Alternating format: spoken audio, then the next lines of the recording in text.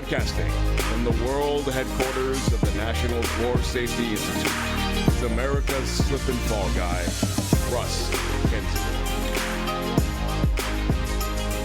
This is America's slip and fall guy, Russ Kenzie. Thanks for listening to my podcast. This is podcast number 3 with attorney Charles Dunkel of the Mills Shirley firm, based out of Galveston, Texas. And one of the questions topics I wanted to talk to you about today is, well, kind of what I do, expert witness.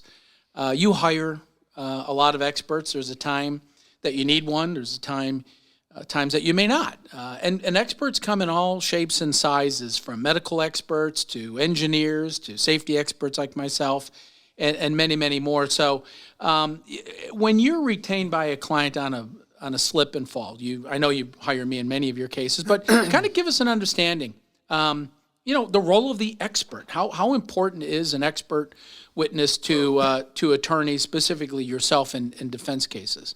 Well, Russ, as you know, I don't hire an expert on every single case. Right. And I'd love to tell you I have a formula I use. I plug in all the factors, and it tells me, hey, you need an expert in this one. Right. Oh, this one don't bother Russ. Well, plaintiffs seem to need experts more. The burden of proof, right? So it's more common for plaintiff attorneys to hire experts than defense attorneys who simply, they don't have to prove they did anything wrong, where a plaintiff attorney does. Is that a fair statement? So they generally find themselves what you're saying is correct. However, my experience in slip and fall cases has been probably 75% of the time, I have an expert, they do not.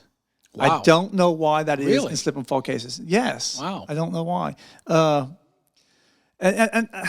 And I guess it's going to be the same reason that dictates when I get one or not. Like I was telling you, there's just some cases I don't need you. I don't need an expert. The facts just don't lead up to that. I get a case. I don't immediately say, hey, let me call Russ or let me call an expert. I get it. I massage it, see what the facts are, talk to some people, do some due diligence, and see where that leads me. A good example would be, I don't know if you would consider this a legitimate, if this would fall under a slip and fall case, but it's close enough. And it's a good example is, I had a case several years ago where the streets had flooded down in Galveston. This is actually one of my favorite cases. Which happens quite a bit. Yeah, it flooded down in Galveston. You got that right. It floods down in Galveston one day. And the floodwater, it's not a real bad flood. The floodwater's pumping out of the sewer system back up. So it's lifting the manhole covers, okay? And one is lifted and moved away. So you have an open manhole, but the water's covering it. And this guy's minding his own business, and he's cruising along in his truck, and boom, boom, he hits that manhole, and his one of his back tires gets stuck, and he can't get it out. So I don't know how long he sat there, but at some point, here comes a tow truck driver. Hey, buddy, you need help? I sure do, man. Pull me out of here. So he pulls him out, and as soon as he gets him out of that manhole, he stops because there's something dragging on the truck. And that's why he couldn't get it out on his own, because I'm not a mechanic, so I can't articulate exactly what was wrong with the vehicle. But anyway, something's dragging.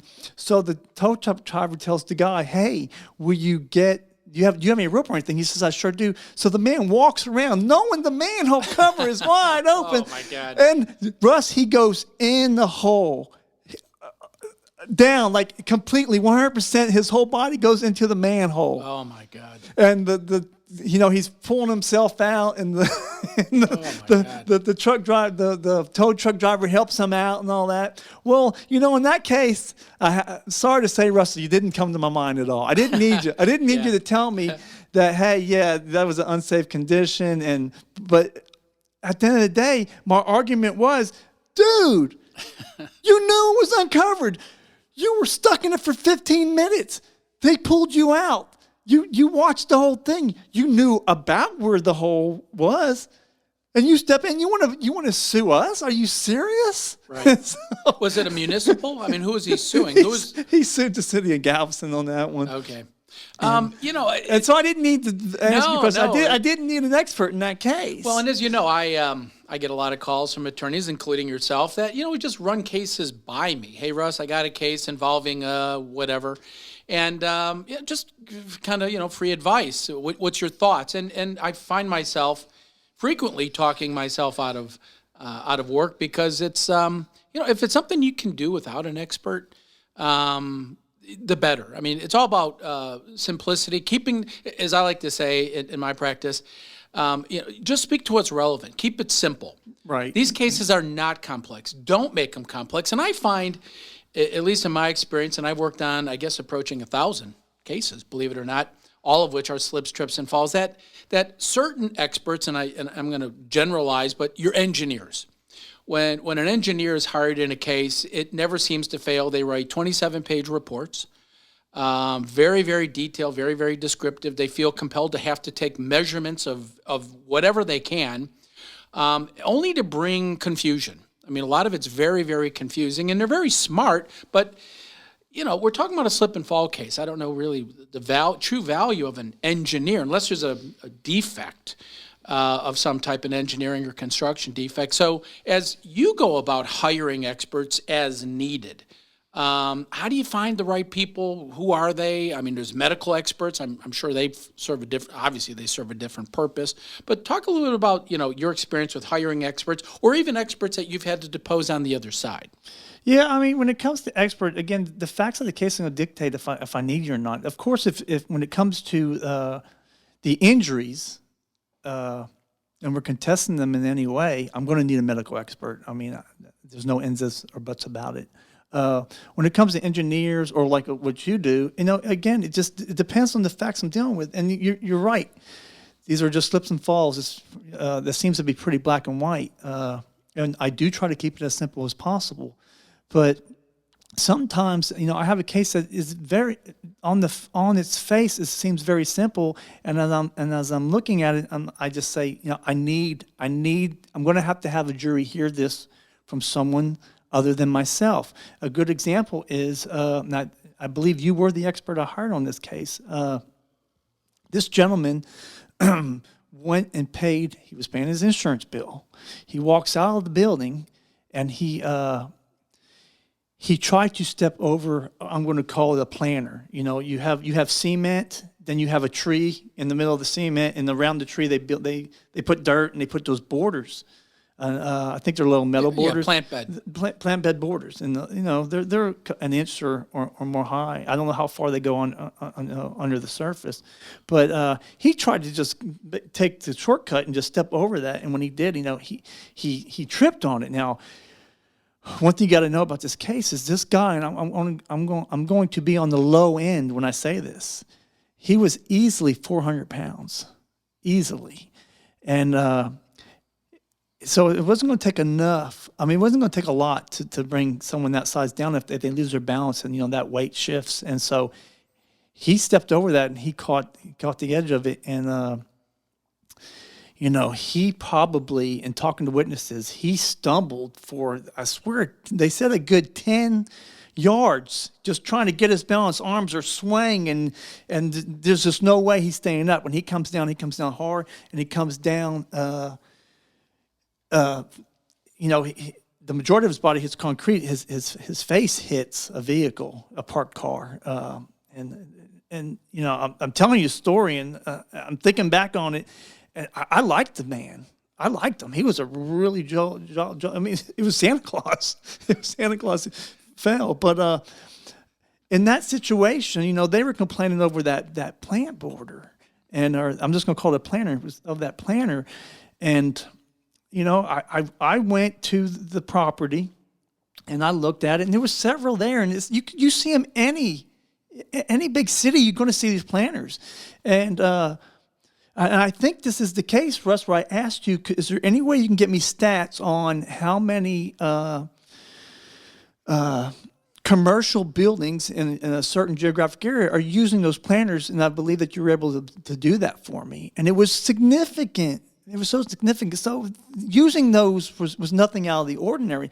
But, I walked in the building, I walked out the building, and I found myself, when I did it, I was doing the same thing. I was walking right over I was taking that shortcut just like that individual. So my concerns in that case was not so much what he tripped over. It was this border, were they planted this tree right close to this door? Was it causing a hazardous situation? Other than, again, the trip factor, that planter. So I was like, well, I wanted another set of eyes, someone who does slip and falls, and an expert, and come and you tell me, is all this good, or is, hey, we got a serious problem? They should not have planted this close to this door. Right. Right. Well, again, it becomes complex. Now, you mentioned medical experts. Obviously, medical experts are needed to discuss the medical opinions of the plaintiff's injuries, pre-existing conditions, all that sort of thing, and it kind of gets complex. I know in my work I don't need nor want medical information. I'm not a medical expert, so it doesn't really matter to me that I'm not provided that information, but really just, the heart of the issue. Photographs, surveillance video, photographs of the injury if possible, any incident reports that may have been taken, policies, procedures, all that information ultimately goes into the mix, and a little bit of detective work in some cases to render an opinion. And every expert has a different approach, and you've worked with many different experts other than myself. And you've also brought in walkway auditors, if I'm not mistaken. That is correct. And so you kind of employ an arsenal, if you will, of tools that assist you in learning about the cases. And sometimes, because I know you and I have talked about this, if you don't have a case, I'll be the first one to tell you, right, Charles? I mean, yeah, you're right. Pay the claim. Yeah, take care of them. Take care of them, and and that's the best advice in my view, because it really kind of does the right thing, and it builds really ultimately a relationship over time of trust. Because I hate to say it, I know this might shock you, but not every expert witness is honest. Stop lying now. Stop lying to us. Come on now. You mix it up, and as a lot of attorneys will call my profession paid guns, and I've met some that really are. They'll say whatever you want them to say, and you'll read a report from a previous case that was almost identical, and they'll have a completely different opinion, which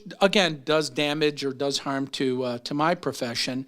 As an expert witness. And again, as in my experience, most of my time is spent at the NFSI, is working towards preventing slips, trips, and falls, although I take a sizable number of cases involving litigation. That's really not my full-time job. Right.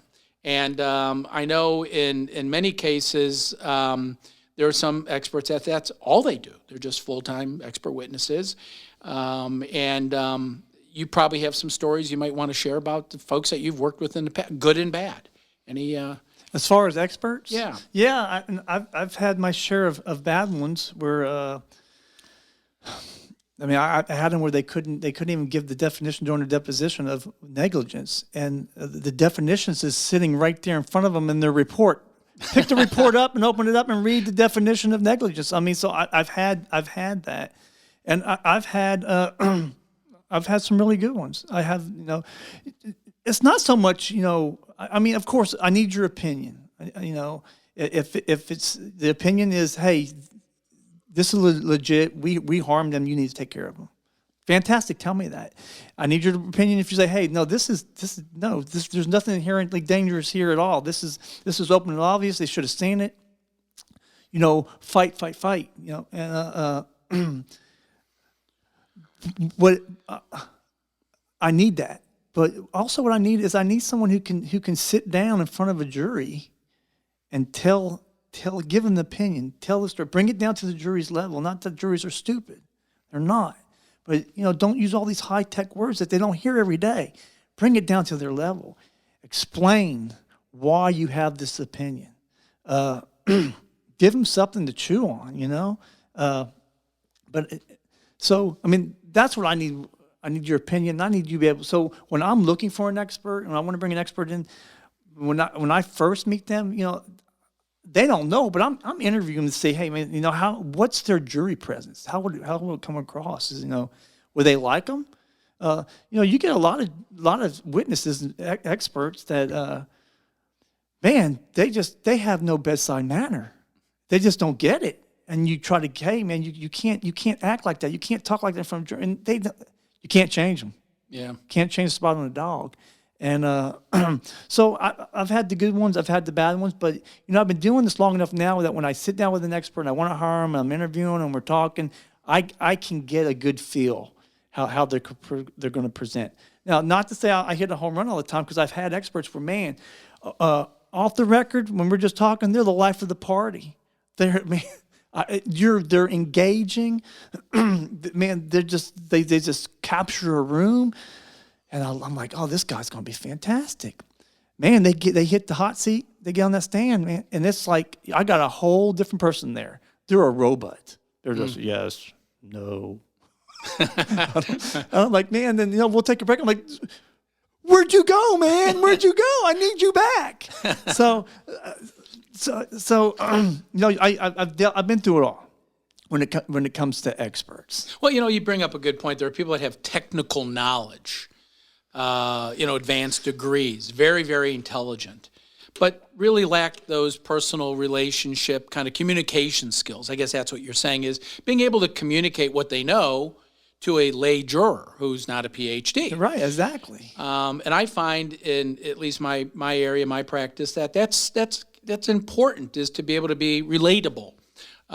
Present information in a concise way that an average person can understand it, make up your mind for yourself, as well as likability. I have come across so many experts that are just damn unlikable. Yes. I mean, they're not pleasant to be around, big egos, very condescending, and look, man, your opinions are your opinions. I respect all experts' opinions. If an expert witness that authors a report or provides testimony that's contrary to mine, I respect that. Oftentimes, it's not always, reciprocal. I've been, through the run of the mill, so to speak, with, personal attacks and just stuff that comes out. It's just unnecessary and just doesn't help anybody. But, in the arena of expert witnesses, it's fair to say they come in all shapes and sizes. That they do. How about when you're deposing, say, a plaintiff's expert? Any, cases where you say, man, that guy was really good. I really, found his testimony to be compelling or enlightening, or no, this guy's a total bozo. And you probably know guys that you come across frequently. Oh, this guy again. Unfortunately, yes. And they act like they've never met you before, never seen you before. And then when you ask them, this was not too long ago. I asked one. I probably deposed this guy 3 times within a 6-month period. The third time I deposed him, I asked him.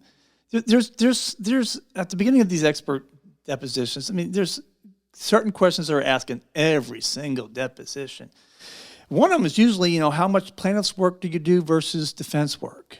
And well, this individual, he has no defense work. I mean, I've yet to find someone on the defense side who's hired him. So when we got to that question, this is the third time I deposed him in 6 months, I asked him the question, and how many cases are you working on right now? Bliggity blank. How many of those are plaintiff, and how much did the defense hire you? When I say plaintiff and defense, how many plaintiffs have hired you versus how many defense attorneys have hired you for your pending cases? I don't know. This is what he always told me. I don't know. I said, you knew good and well the day I was coming here, and I was going to ask you that question. You knew it. So my point being, yes, I get the individual you're talking about. It's like this guy again. I know what he's going to say. He is a true hired gun.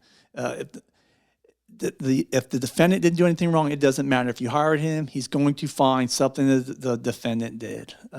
But no, you get some really. I have verbally sparred with some very, very intelligent experts where I walked out feeling they got the better than me, no doubt. But vice versa. I walked out saying, man, thank you for that deposition. But I had one. I don't know how long ago, and I don't even remember which case it was. But apparently, after we exchanged experts and their reports, we were doing depositions. And I was deposing their expert, and this was one of the rare cases, the plaintiff's attorney did have a slip and fall expert, and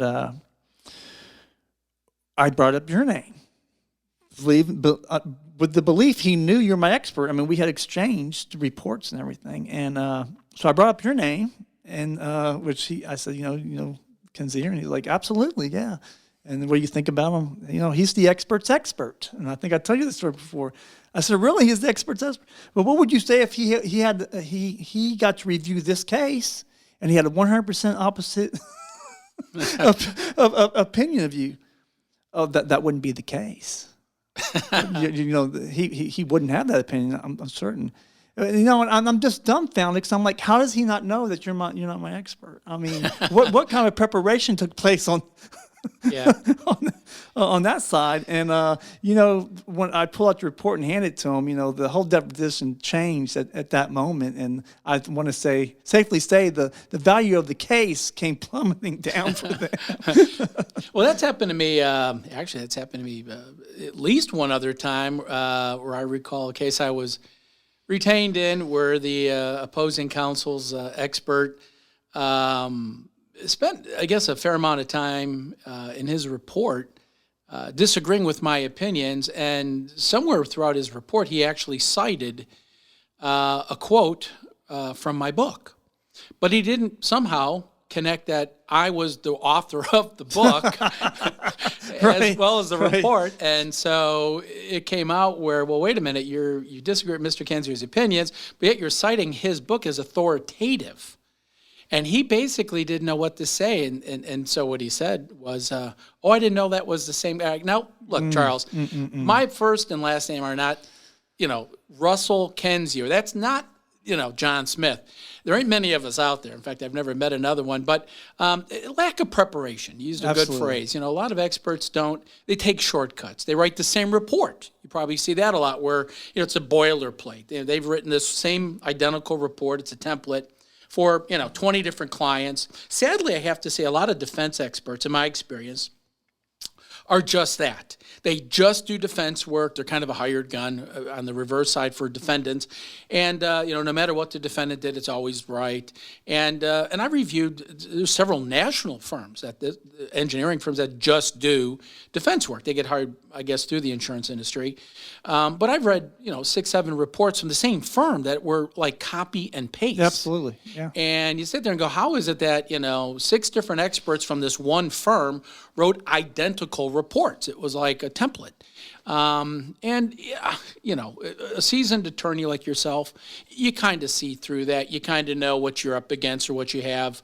But a lot of times, what I have found, again, in my experience, is experts that just don't want to answer the question. They want to argue. It's this argumentative, discussion. So you kind of alluded to it a moment ago of, I'm going to ask you a simple question. Can you just give me an answer? And it may be a somewhat lengthy answer, but I'm sure you have, you just can't, you're deposing an expert and they just won't answer your questions. They won't, because they know their opinion is incorrect. Period. That's my opinion. They know we've got them in the corner and they know it, and they're not going to give you what you want. Period. And again, I take what I do seriously, but my reputation precludes or trumps, if you will, any particular case. I mean, I've earned a reputation. I don't want that to be discredited or blemished. And so, my opinions are my opinions, and they are what they are. We can agree to disagree, and sometimes, when new evidence comes forward, I amend my opinions. Absolutely, right. That's part of my profession, but it's and I have to say, Charles, maybe just slip, trip, and fall lawsuits bring out kind of the worst experts. I mean, there's so many guys and women that take cases involving slips, trips, and falls that are truly not experts. In fact, many of them are retired engineers, correct. School professors, aeronautical engineers who, one day they're doing a truck case, med mal, now slip and fall. They're experts on everything. That's correct. I'm not. I'm an expert in really one area, slips, trips, and falls. I'm a walkway safety expert, and that's it. If you have a truck case, I can't help you. But, have you seen the same thing that, certain experts really just hold themselves out as experts in Of everything. everything. And when you need me, I'm here. What you need. right. Yeah, absolutely. And you got to stay away from them. I try to stay away from them. I want to stay away from in the perfect world, I can find an expert that's 50-50, does both sides. Right. And it's hard. It's hard to find. I mean, usually you're going to have a slant one way or the other, 60-40, 70-30. But well, as an expert, I don't get to pick my cases per se. I can't say, well, more defense attorneys are calling me or retaining me than plaintiffs. I clearly have more plaintiff cases. I'm in that 60-40, 70-30 range over the tenure of my career, now over 25 years. But, I get calls every day, Charles, from attorneys who have a case and, tell me your story, do a conflict check. And it is what it is. I mean, the facts are what the facts are. And I can only tell you in my 25 plus years of experience, I've been treated really well by attorneys. I have never really had, all in all, any really bad experience working with attorneys. And that means on both sides. When I'm deposed as an expert by the opponent's attorney, and they can be pretty rough if they're good. They can be very firm, very well prepared, and I don't take it personally. They're doing their job. Right. But I've also been in depositions where opposing experts are there, and it becomes very hostile. A lot of hostility, and I never really understood where that came from because I don't have a dog in the hunt. This isn't personal to me. I'm not, this isn't like we win, we lose. You heard me say this before, but, in slip, trip, and fall cases, there really, there is no real winner. It's just who loses more. I mean, you got an injured person, you got a defendant who, doesn't want to pay a claim for whatever reason, legitimately, it's, okay. So it's just who's going to lose more. And so, the best thing is not to be there at all. I know you probably don't want to hear that as an attorney, but, the best thing is, the injury that never happened. No, you're correct. I'm a safety guy. Not to be there at all. Yeah. And what can we do going forward to make sure this doesn't happen again with this, same defendant? Right. And spread it positively forward. Absolutely. Right. And it changes. Every case is different, and it's hard to compare one to another. And it's probably all the time when I'm deposed. An attorney will say, well, Mr. Kenzier, I have a report from a previous case. Because you attorneys all talk to each other. Defense attorneys have your own associations, and plaintiff attorneys have their listservs, and everybody kind of talks to everybody. And after, like I said, in my case, 900, approaching 1,000 cases, my opinions are pretty well known. I've written 3 books. Again, just really, this is all I work on. And my association with NFSI's been such that, in the standards developing process that I've been involved in, really kind of framed, if you will, my expertise, my background. And sometimes it can be helpful, and sometimes, it's just more than you need. As you said, if you don't need an expert, let me give you some advice so you can do it on your own. But if I hire you, I want you to be honest. I don't want you to tell me what I want to hear. I just want you to be honest. If we have hurt this individual, we need to take care of them, and we need to fix the problem that originally caused it. I know a lot of plaintiff attorneys, when I tell them, I have had cases where my expert has told me we messed up, and we take care of them. Now, when I'm dealing with an attorney and we disagree, but they don't believe me when I tell them that. Yes, yes, Russ has told me before, you screwed up, brother. Take care of them, and that's what I want my expert. I just want my expert to tell me the truth. Right. I don't have it. At the end of the day, it's not my money either. I'm not the one who's going to be paying the judgment if we did wrong. So I don't need you to be telling me, oh, we did nothing wrong, we did nothing wrong. Well, there is someone in the background who's going to be paying that. And they do have a dog in the fight, and they need to be told up front, you screwed up. Yeah. You screwed up. So be honest with me so I can be honest with them, and we can take care of the case. Well, that's the key word here, honesty. Just be open and honest, and don't take a side. You're doing your job as a defense attorney. You do the best job you can do for your client, and the plaintiff attorney presumably does the same. The role of the expert is not to be a party to the game. We're not, we're not here to score points, so to speak. It's present information to the jury, the trier of fact, to assist them in coming to a better understanding of the case. And it just seems like in the world of slips, trips, and falls, a lot of the folks that get involved as experts are really just not experts, and do more harm than good. They bring a lot of confusion, and it really doesn't benefit anybody. And it ultimately does get sorted out.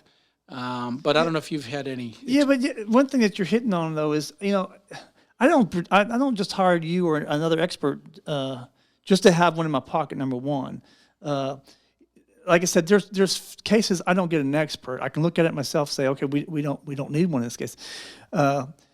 In those cases, I could possibly see a court saying, no, we don't need them in this situation. However, there's usually factors that I can argue to a court saying, no, this is exactly the type of case I need an expert. A good one is going back to when the little girl slipped on the carpet.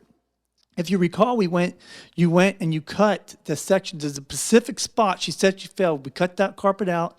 You took it back, you tested it to make sure all the characteristics of the carpet was in place, because that was the type of carpet and that sponge underneath where if you spill something, it just spreads out that liquid and dissipates it till instantaneous. I mean, it's like that as soon as you pour something on there, you reach down and you touch it, it feels dry. So you tested it to make sure that all the characteristics were still in place and it was doing what it was supposed to do.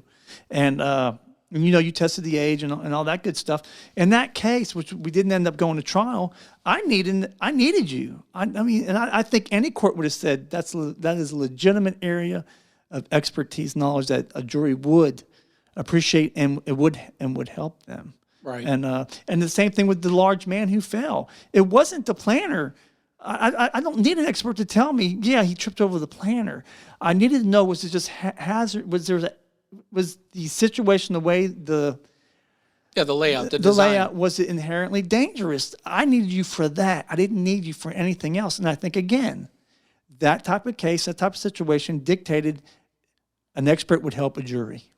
So if it's just your standard, there was liquid on the floor, I came by, slipped and fell, chances are I'm going to hire an expert for that situation. I don't need an expert to tell me, yeah, if water's on the tile, chances are it's slick. Don't need that. But at the same time, I've had a case where the guy is legitimately, the guy is standing, he's standing, and he falls. He just falls. Kind of like faints? Yeah, he just falls down, and he shatters his kneecap.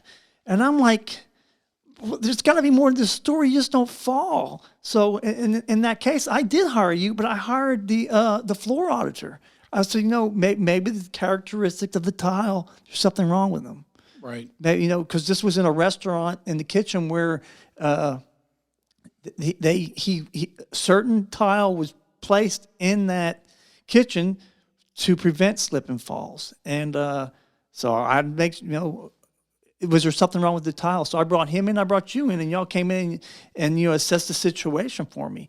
Well, that's a good point. That's an important role of the walkway auditor, which are different. That's a different person than an expert witness. Walkway auditors are technicians. They come out with appropriate equipment, NFSI certified equipment. They have some credential.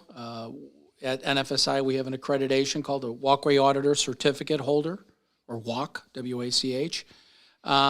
There's hundreds of walks across the country, and they can go out and provide kind of third-party independent information, factual evidence as whether or not the walkway being tested was in compliance with the national standards, the ANSI NFSI B101 standards, and give you data, give you information that, in the case of an expert witness, may be relied upon.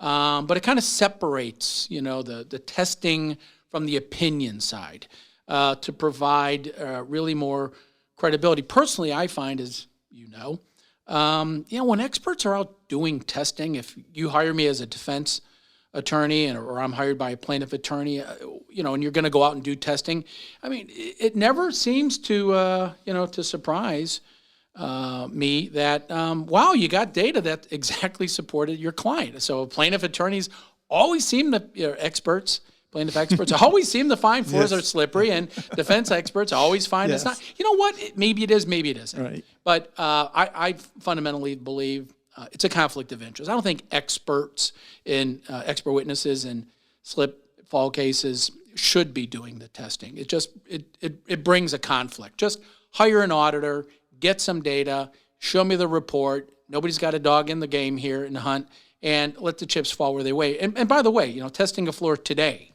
doesn't mean that's what the slip resistance was 3 years ago, because as you know, Right. most of these cases where experts are retained are years later. And so even if you test a floor today and you come up with a result, doesn't mean that's what it was 3 years ago.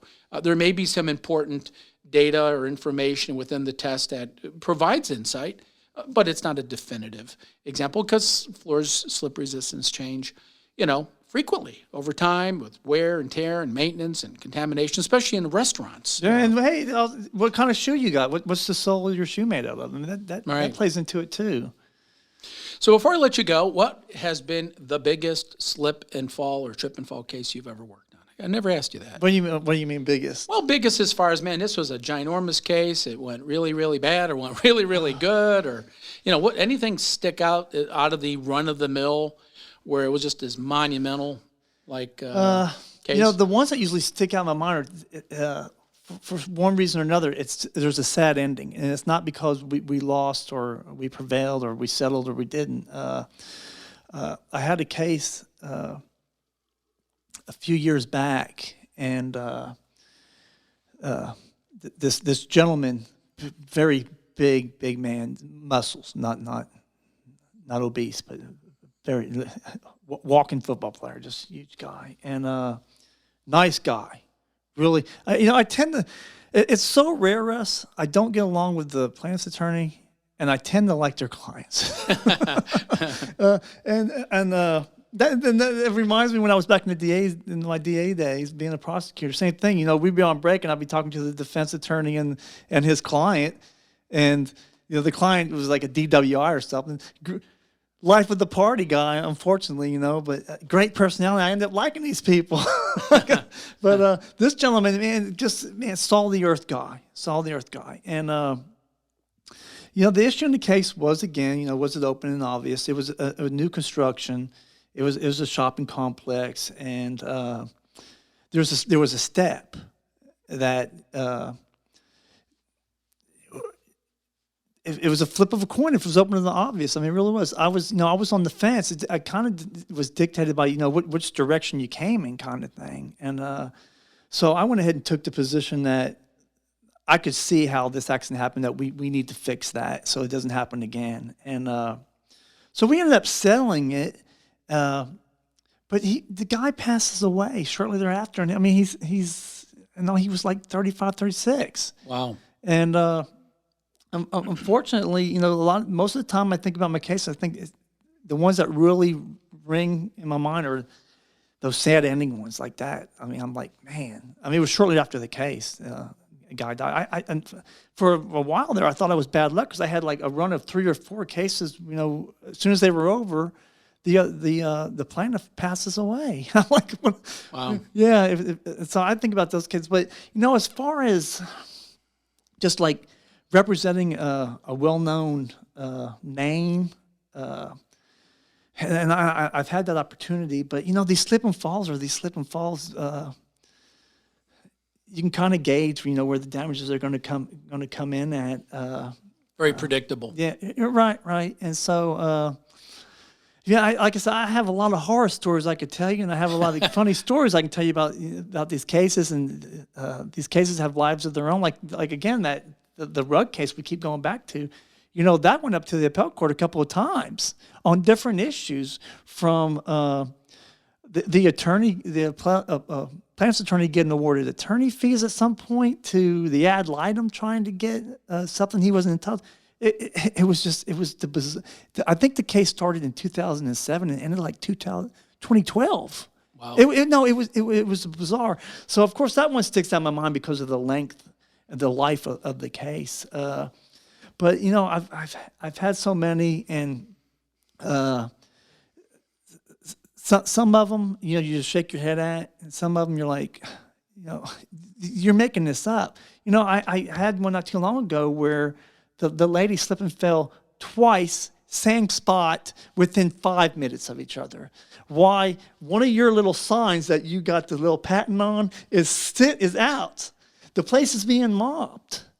And she slips and falls, allegedly, then slips and falls again. One thing that is becoming more prevalent is videos. There's video cameras everywhere. Someone's got a video going. They're filming themselves. They're doing a selfie at the same time. Someone's allegedly slipping and falling. So I'm given a lot of cases where I'm getting videos. Yeah, surveillance video? Yes. Yeah. And which is, helping out a lot. And in that case, the lady didn't fall. The lady did not fall. Didn't fall once. Didn't fall twice.